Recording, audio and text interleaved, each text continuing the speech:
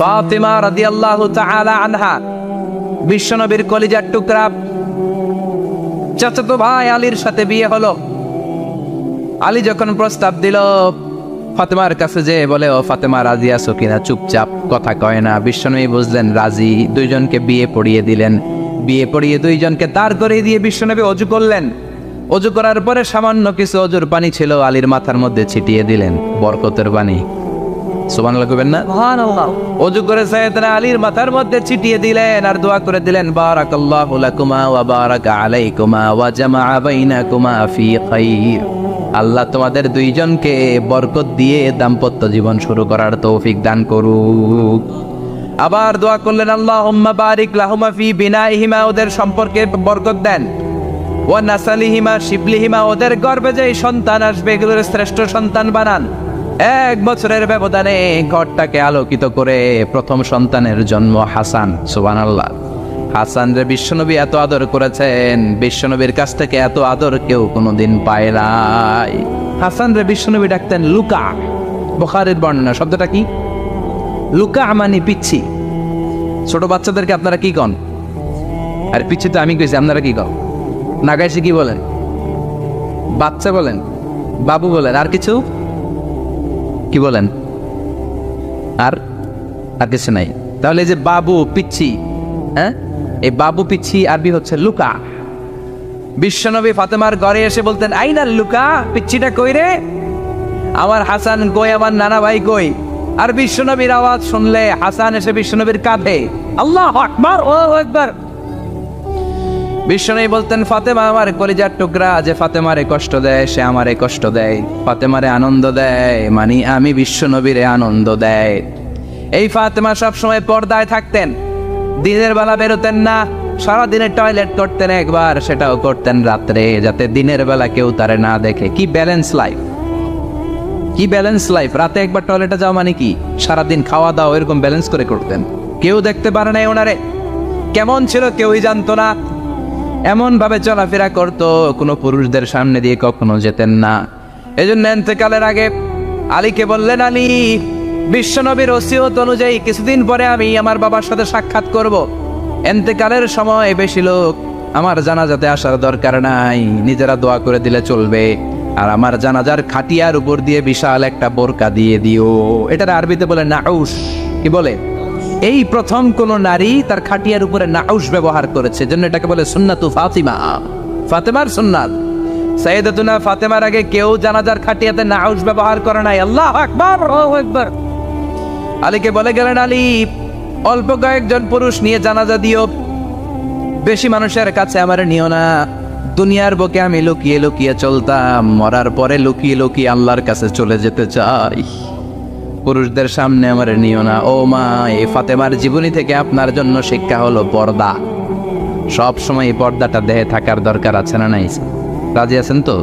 বিশ্বনবী ডেকে বললেন, ফাতেমা, তুমি বিশ্বনবীর মেয়ে হতে পারো, কিন্তু আলী তোমার স্বামী। আলী যদি তোমার উপর নাখোশ থাকে, জান্নাতের দরজা তোমার জন্য খুলবে না।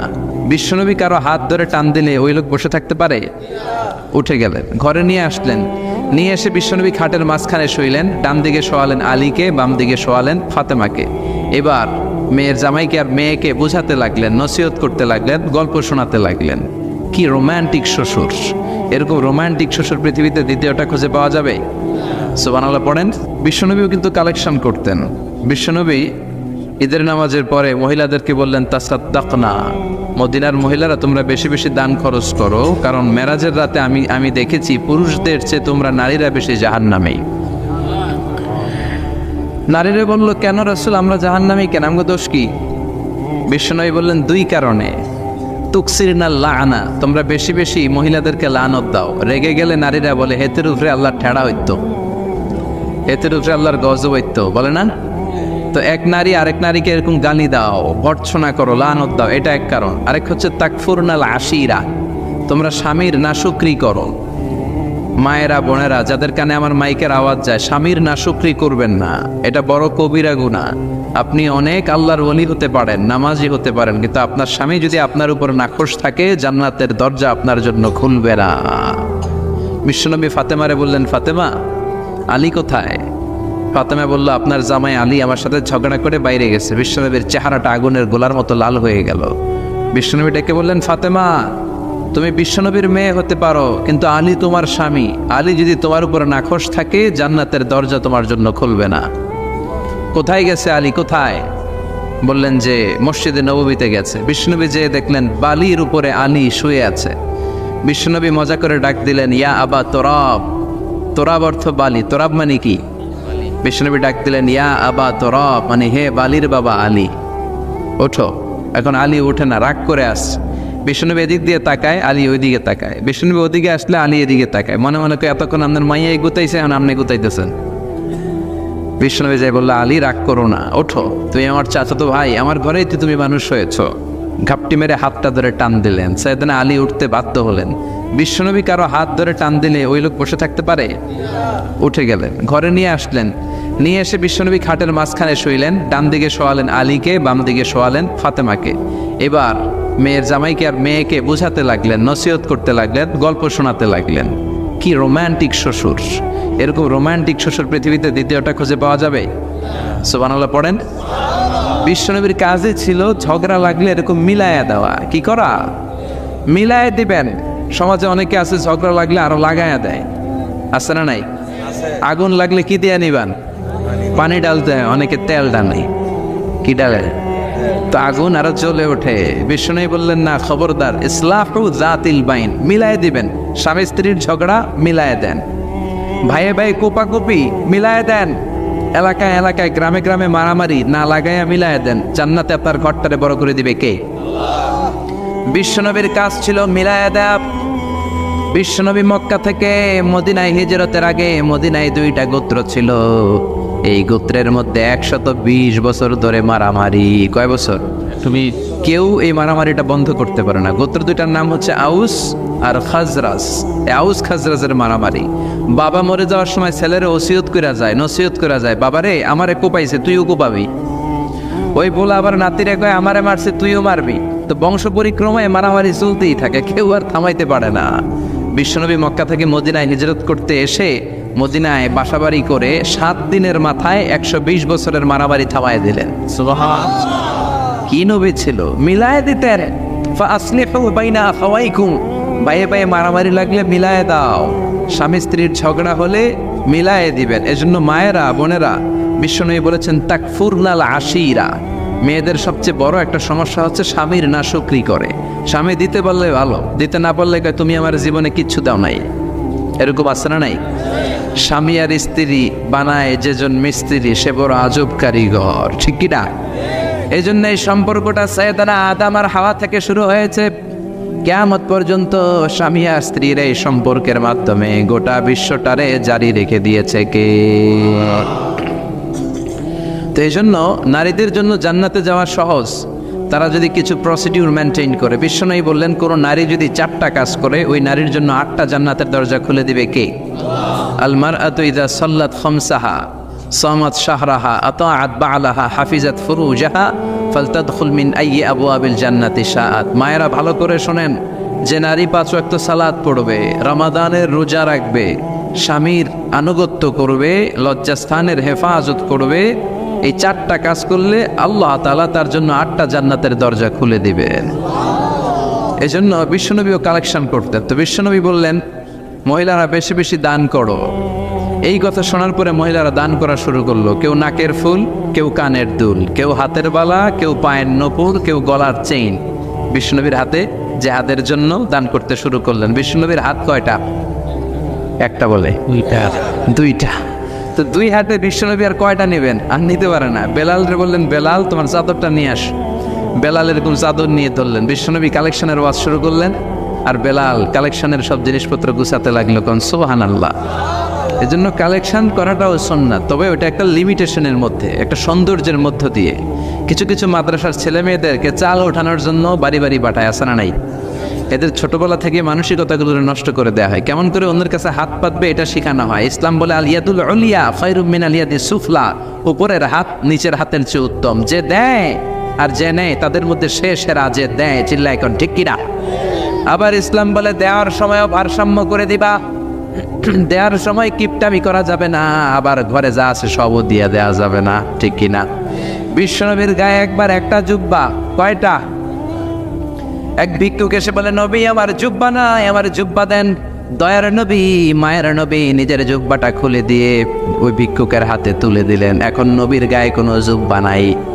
বিশ্বনবী এখন ঘর থেকে বেরোতে পারে না। সাহাবারা এসে ঘরে নক করে, বিশ্বনবী বেরোতে পারে না। আল্লাহ আয়াত নাযিল করলেন, ওয়াল্লাযীনা ইযা আনফাকু লাম ইউসরিফু ওয়া লাম ইয়াকতুরু ওয়া কানা বাইনা যালিকা কওয়ামা। মুমিন বান্দাদের গুণাবলী, যখন দান করে কিপটামি করবে না, আবার অপচয়ও করবে না।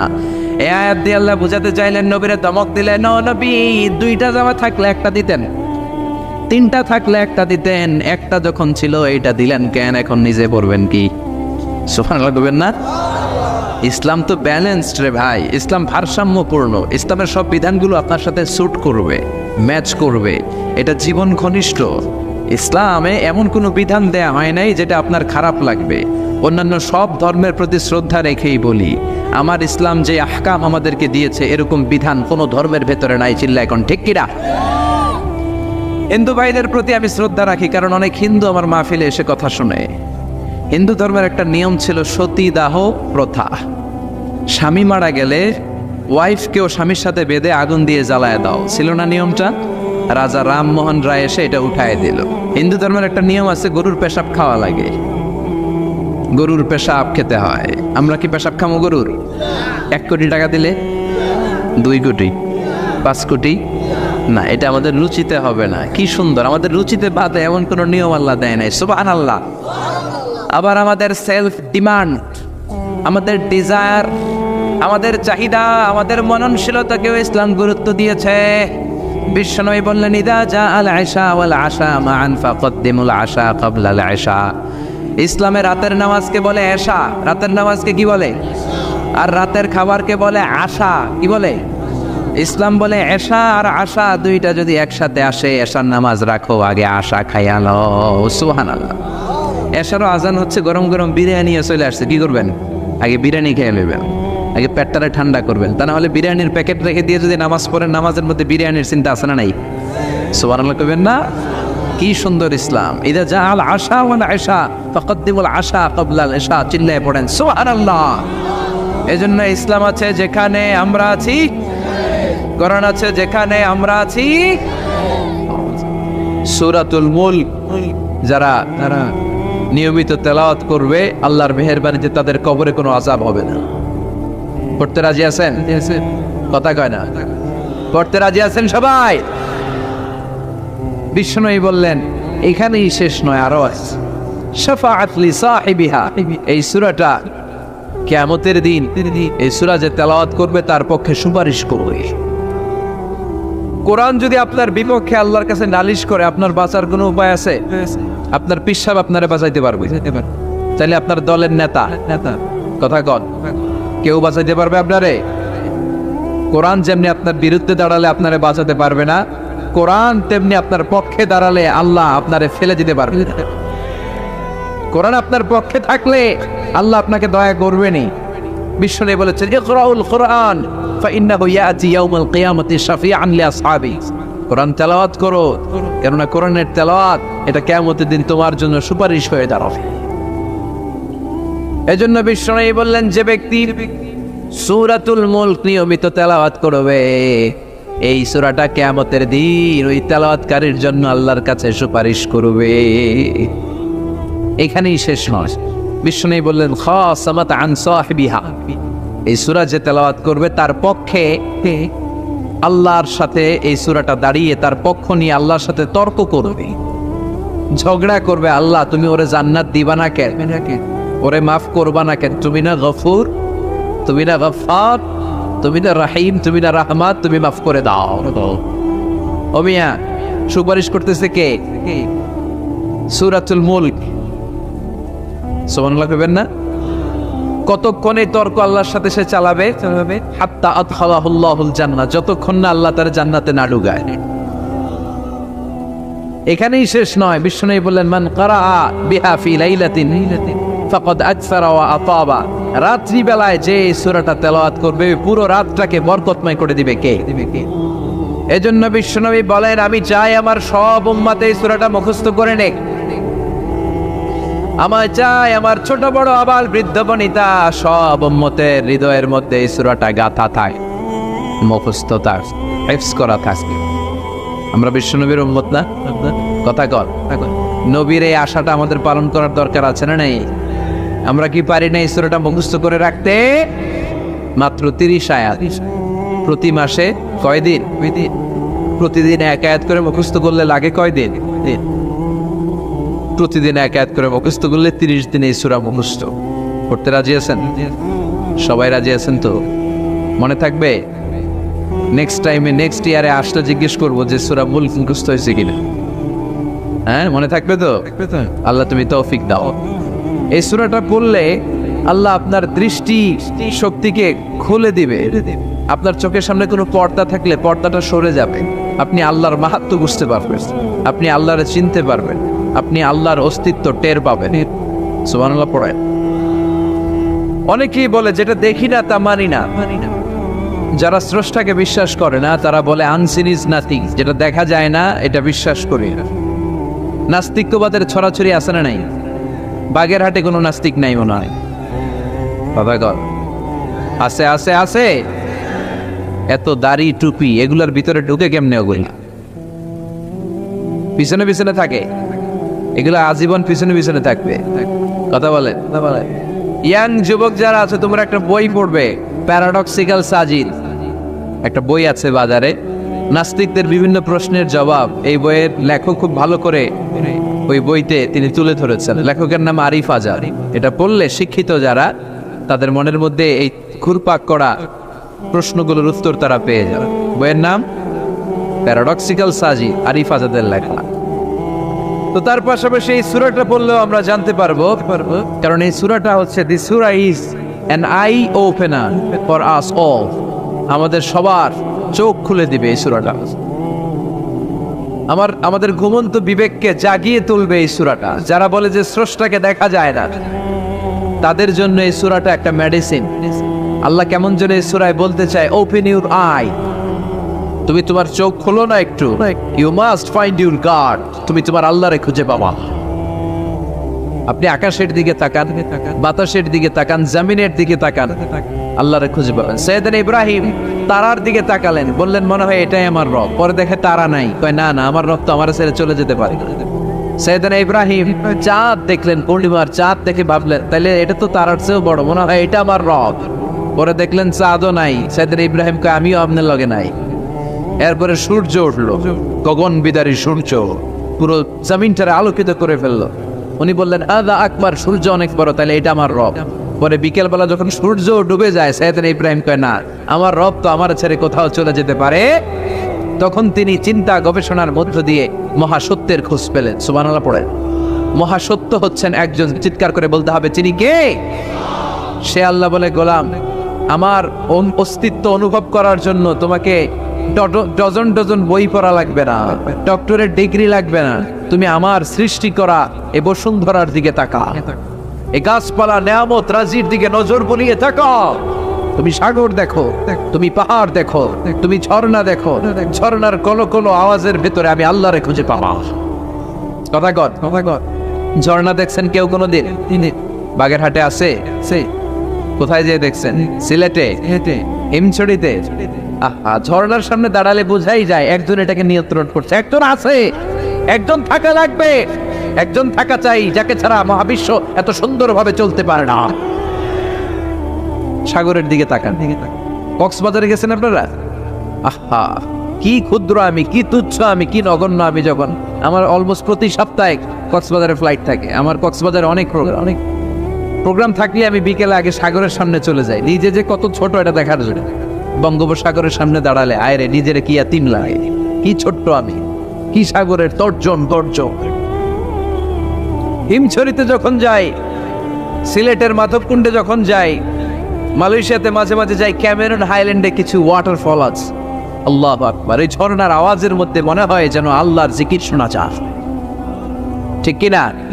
ঝরনা ঝরনা ঝরনা রে, বলনা বলনা বলনা রে, কার বিরহে পাগল পড়া তুই, কার মিলনে ফুল ফসলে ভরার তোর দকুল বই, কার মিলনে ফুল ফসলে ভরার তোর দকুল বই। ঝরনা ঝরনা ঝরনা রে, বলনা বলনা বলনা রে, কার বিরহে পাগল পড়া তুই। সুবহানাল্লাহ পড়ে। ঝরনার দিকে তাকালে, আকাশের দিকে তাকালে, বাতাসের দিকে তাকালে আকাশের রব, আল্লাহর অস্তিত্ব সেখানে আছে না নাই? চিল্লায় বলেন আছে না নাই? এই জন্য নাস্তিকদের যুক্তিগুলো খোড়া যুক্তি। তারা বলে আনসিন ইজ নাথিং, যেটা দেখি না ওইটা মানি না। এরকম কিছু গাধা আছে না নাই? হাদারাম উল্লুক্কা পাঠা, যেটা দেখি না ওইটা মানি না। আচ্ছা বলেন তো, আমরা কোনোদিন আমেরিকা দেখছি সরাসরি? কথা কয় না। টিভিতে দেখছি, বইতে দেখছি আমেরিকার ছবি, কিন্তু সরাসরি এটা আমেরিকা দেখছি? তাই বলে আমরা আমেরিকা মানি না? কথা বলেন। নাস্তিক যারা কথা বলে এরা বাতাস দেখতে পায়? উত্তর দেন, বাতাস দেখা যায়? তো নাস্তিকের যারা দল, নাস্তিকের গোষ্ঠী, ওরা কি বাতাসকে মানে না? Why do you believe on that? Why do you believe on air in the atmosphere? বায়ুমণ্ডলে যে বাতাস আছে এটা কেন মানো? বাতাস তো দেখো। কে কারো যখন মাইগ্রেনের পেইন হয় মাথায়, আমার প্রচন্ড ব্যথা, আপনারা কি দেখতে পাচ্ছেন ব্যথাটা? কিন্তু মাথায় যে ব্যথা হয় এটা আপনারা মানেন না? নাস্তিকেরা মানে না? তাহলে ওদের যুক্তির কোনো গ্রাউন্ড আছে? কোনো গ্রাউন্ড না। যেটা দেখা যায় না এটা নাকি ওরা বিশ্বাস করে। আল্লাহ বলেন সৃষ্টির দিকে তাকা, নজর করে দেখ, আমি আল্লাহর নিদর্শন আছে। সুবহানাল্লাহ পড়েন। নাস্তিকদের কিভাবে আপনি বুঝাবেন? একটা ঘটনা বললে চমৎকার বুঝতে পারবেন। কুফা নগরীতে এক নাস্তিক ছিল, সে এরকম বলতো, যেটা দেখি না ওইটা মানি না। সবাই বলে আমাদের একজন ইমাম আছে, ওনার নাম নু'মান ইবনু সাবিত, উনি তোমারে দেখায় সারবে আল্লাহরে। সে বলে তাই? তাহলে ডাকো তো, তার সাথে আমি তর্ক করব। অ্যাপয়েন্টমেন্ট দেওয়া হলো জুমার পরে ঠিক ভর দুপুরে 2টায়। নু'মান ইবনু সাবিত ওনার আসল নাম, ওনার লকব হচ্ছে আবু হানিফা। ইমাম আবু হানিফারা ছিলেন না ইমাম আল আযম? উনি আল্লাহর পক্ষে নাস্তিকের সাথে লড়বেন, আর নাস্তিক আল্লাহর বিপক্ষে লড়বেন। সময় দেয়া হয়েছে জুমার সালাতের পর ভর দুপুরে 2টা। ঠিক সময়ে নাস্তিক এসেছে, হাজার হাজার মানুষ এসেছে, আসে নাই ইমাম আবু হানিফা। নাস্তিক তো রেগে মেগে আগুন, আমার সময় দিয়ে উনি আসে নাই কেন? আসে না কেন? আধা ঘন্টা, 1 ঘন্টা, 1.5 ঘন্টা চলে যায়, আসে না। প্রায় 2 ঘন্টা পরে ইমাম আবু হানিফা দৌড়ে দৌড়ে আসলেন। নাস্তিক বলে আপনার তো সময়ের কোনো জ্ঞানই নাই, আপনার সাথে কোনো তর্ক চলবে না। ইমাম আবু হানিফা বললেন ইনদি উযর, আই হ্যাভ অ্যান এক্সকিউজ, আমার একটা এক্সকিউজ আছে। কি এক্সকিউজ? সাইয়েদনা ইমাম আবু হানিফা বললেন, আমি যখন ঘর থেকে বের হই এই পথে আসার সময় আমাকে একটা নদী পার হতে হয়। কি পার হতে হয়? আজকে যে দেখি নদীর সামনে কোনো নৌকা নাই, মানুষ নাই, কেউ নাই, কেউ নাই। হঠাৎ দেখলাম নদীর পাশে বিশাল একটা বড় গাছ, গাছটা এমনি এমনি 2 ভাগ হয়ে গেল। গাছ থেকে এমনি এমনি কাঠ আর তক্তা বের হয়ে গেল। তক্তাগুলো এমনি এমনি জোড়া লেগে নৌকা হয়ে গেল। ওই নৌকা এমনি এমনি নদীর মাঝখানে এসে পড়লো, আর আমি উঠে বসলাম। মাঝি ছাড়া, লগি বৈঠা ছাড়া নৌকা আমারে এক টান মেরে নদীর ওপার নিয়ে গেল। এই কাজগুলো হতে হতে 2 ঘন্টা লেগে গেছে। কয় ঘন্টা? নাস্তিক কয় তবে ইমামের মাথা খারাপ। নাস্তিক কি বলে? তোদের ইমামের মাথায় সমস্যা। ইমাম আবু হানিফা বললেন আপনি এই কথা বললেন কেন?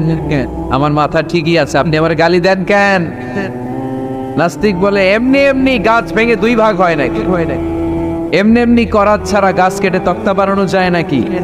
এমনি এমনি মিস্ত্রি ছাড়া তক্তা লাগিয়ে নৌকা হয়? এমনি এমনি মাঝি ছাড়া নৌকা চলে নাকি? সাইয়েদনা ইমাম আবু হানিফা বললেন এই তো আপনি লাইনে চলে আসছেন, এখন আপনারে বুঝাইতে খুব সুবিধা হবে। এমনি এমনি নৌকা হয় না, তক্তা হয় না, এমনি এমনি গাছ কেটে 2 ভাগ হয় না, তাহলে আকাশটা কেমন করে এমনি এমনি হলো? এই জমিনটা কেমন করে এমনি এমনি হলো? দ্বিপ্রহরের জলজলের সূর্যটা কেমন করে প্রতিদিন দিনক্ষণ টাইম ঠিক করে সকালে পূর্ব দিক থেকে উঠে পশ্চিম দিকে ডুবে যায়?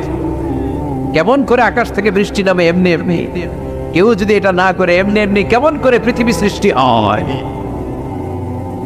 নাস্তিকের ঘুমন্ত বিবেক এবার জাগ্রত হয়েছে, এবার সে চোখ মেলে তাকিয়েছে। সেজন্য এই পৃথিবীতে এখন নতুন এসেছে, সে নতুন করে আবার পৃথিবী দেখতে লাগলো। তাই তো সুবহানাল্লাহ কইবেন না? তাই তো এমনি এমনি তো কিছু হতে পারে না। There should be someone who is controlling everything.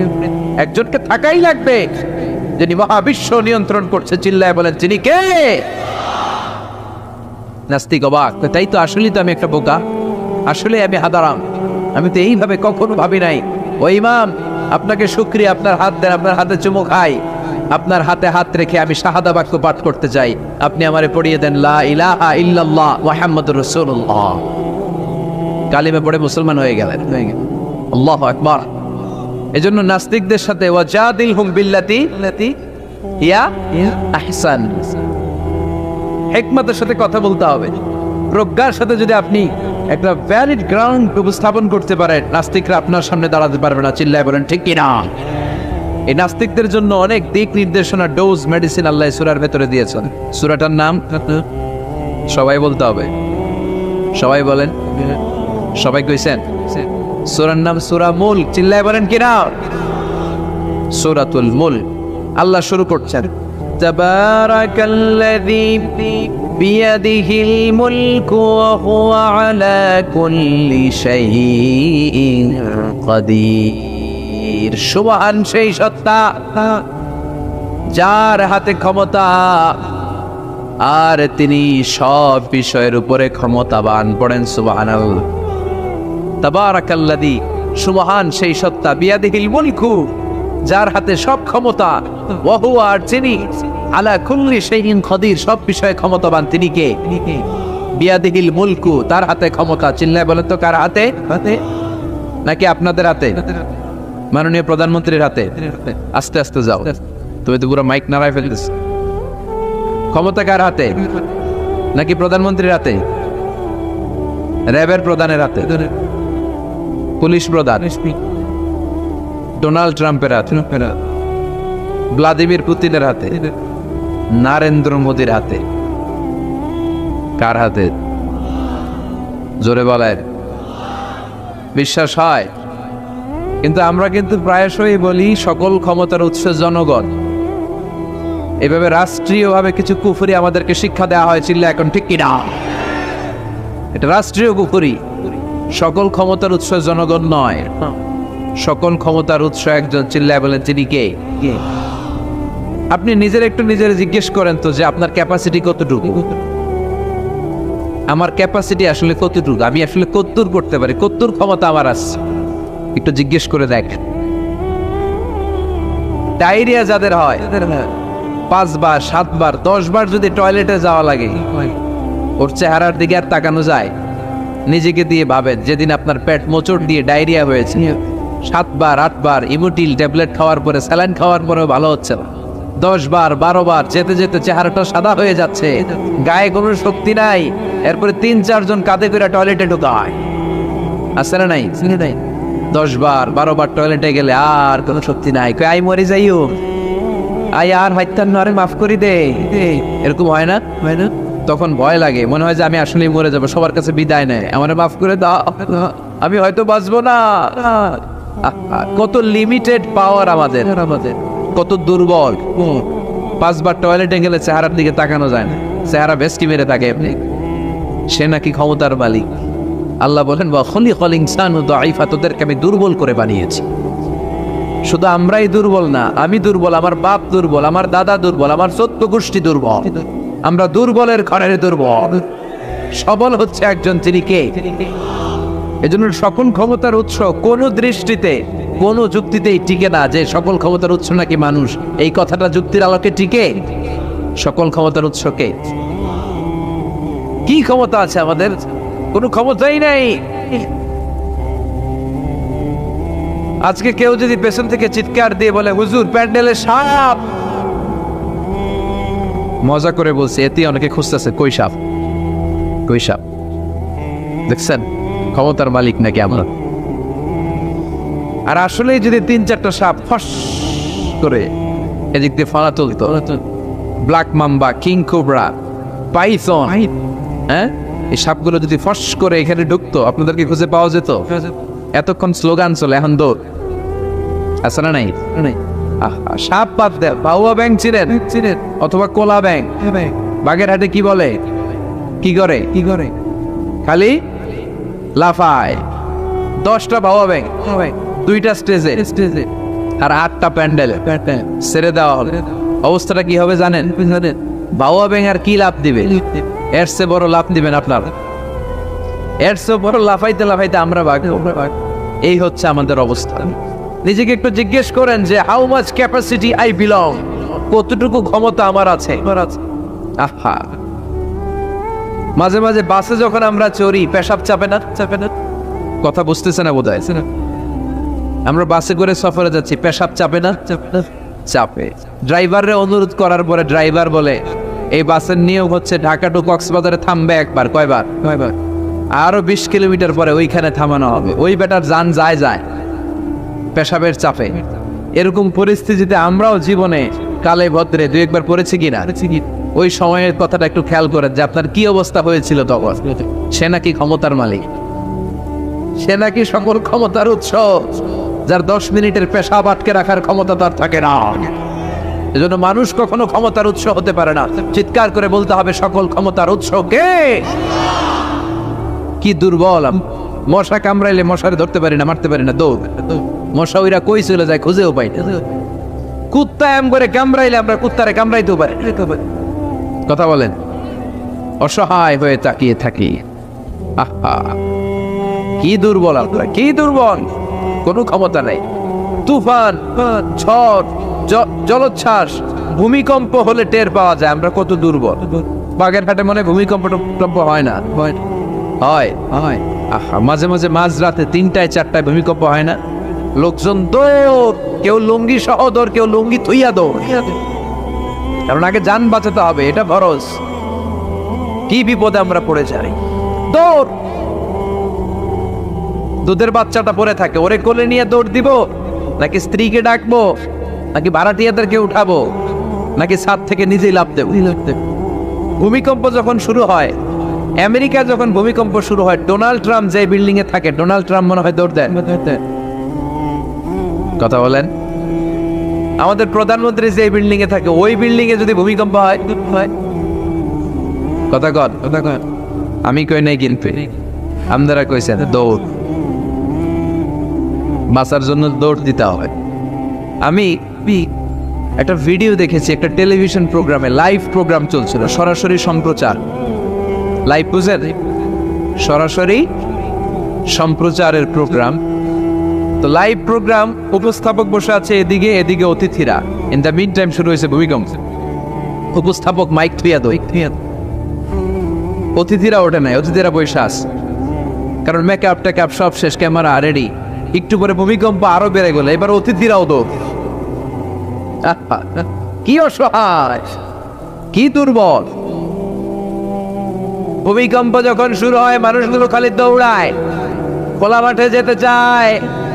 Building tower গুলো যেন গায়ের উপর থপাস করে না পড়ে বাঁচতে চায়। কি যায়? বাঁচতে চায়। যার বাঁচার জন্য লড়াই, ও নাকি ক্ষমতার মালিক। এটা বিশ্বাস করবে কেউ?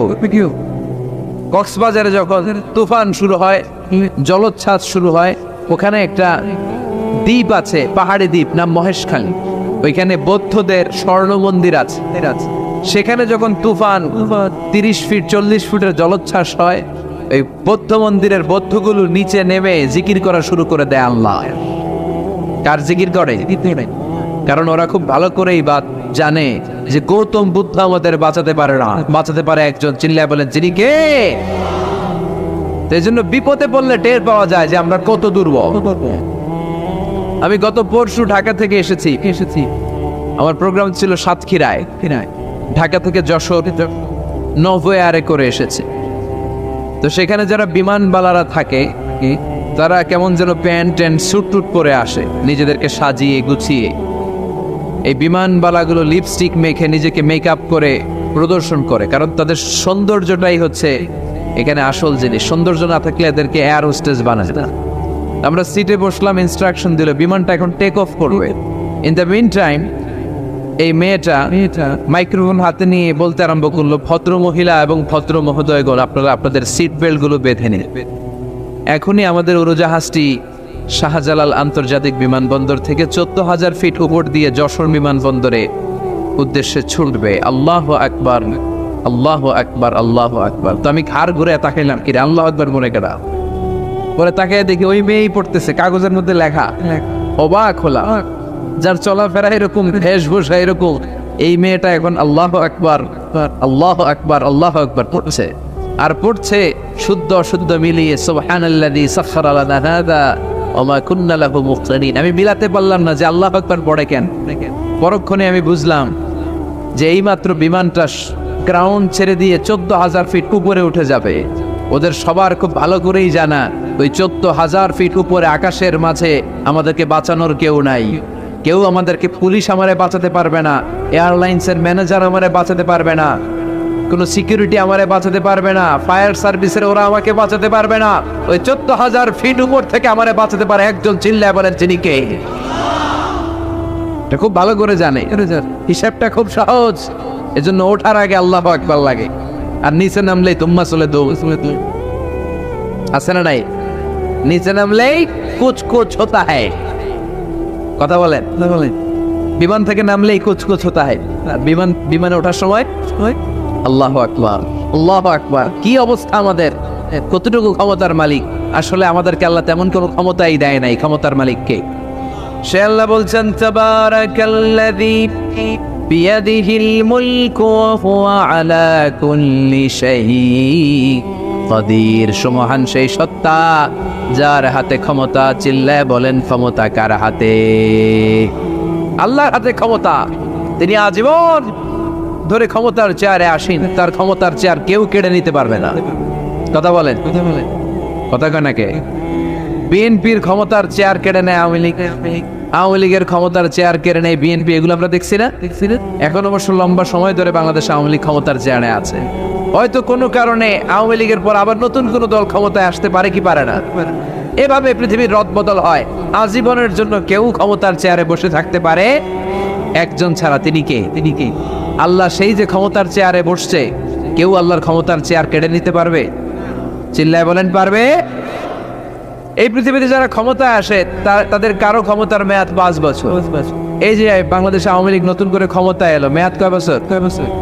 কথা বলেন, 5 বছর। কোন কোন দেশে 10 বছর। আল্লাহ যে ক্ষমতার চেয়ারে বসছে, আল্লাহর ক্ষমতার মেয়াদ কয় বছর? 20 বছর। কি কয়? হ্যাঁ, 50, 100 বছর। কয় বছর? আজীবন মেয়াদ। সুবহানাল্লাহ কইবেন না?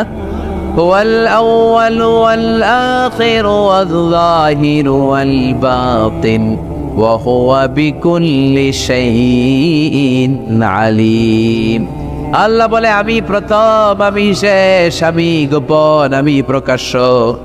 আমি চিরকালের জন্য ক্ষমতার চেয়ারে বসেছি, কোনোদিন এই চেয়ার আমি ছাড়বো না। ঠিক কি না? উনি আজীবন ক্ষমতার মালিক। উনি শুরু থেকে আছেন, শেষ পর্যন্ত থাকবেন। সুবহানাল্লাহ পড়ে। আমার কথা কি বোঝা যাচ্ছে? বুঝতে পারতেছেন? পৃথিবীর অনেক দেশে আবার ডেমোক্রেটিক সিস্টেমে ভোটে জিতে ক্ষমতায় আসতে হয়। যেমন আমাদের দেশ ডেমোক্রেটিক কান্ট্রি, ভোট যার বেশি ক্ষমতা তার বেশি, ভোট পেয়ে ক্ষমতায় আসে। তো আল্লাহ তো ভোটে জিতে মনে হয় ক্ষমতায় আসছিল না, ভোট ছাড়া আসছে, কারচুপি করে আসছে আল্লাহ। হ্যাঁ, অনেক দেশে রাজতন্ত্র, মোনার্কি সিস্টেম, রাজার পোলা রাজা। আল্লাহর বাবা ছিল রাজা, এজন্য আল্লাহ রাজা। কথা বলেন। আল্লাহ বলে না, ভোটে যেতে আমার ক্ষমতার চেয়ারে বসা লাগে নাই, আমার বাবা নাই, আমার ছেলে নাই, আমার কেউ নাই, আমি একাই সব ক্ষমতার মালিক। আমি চিরকালের জন্য এই ক্ষমতার চেয়ারে বসা। চিরকাল, আজীবন তিনি ক্ষমতার চেয়ারে থাকতেন। আবার অনেক সময় দেখা যায় ক্ষমতায় যেতে হলে অন্যান্য পার্টির সাথে কোয়ালিশনে যেতে হয়, শরিক বানাতে হয়। আল্লাহর ক্ষমতায় তো শরিক আছে না? আছে। আল্লাহ বলেন, ওয়ালাম ইয়াকুন লাহু শারীকুন ফিল মুলক। আমার ক্ষমতায় কোনো পার্টনার নাই, কোনো শরিক নাই, তোদের মতো আমি কারোর সাথে জোট করি নাই, জোট ছাড়া, শরিক ছাড়া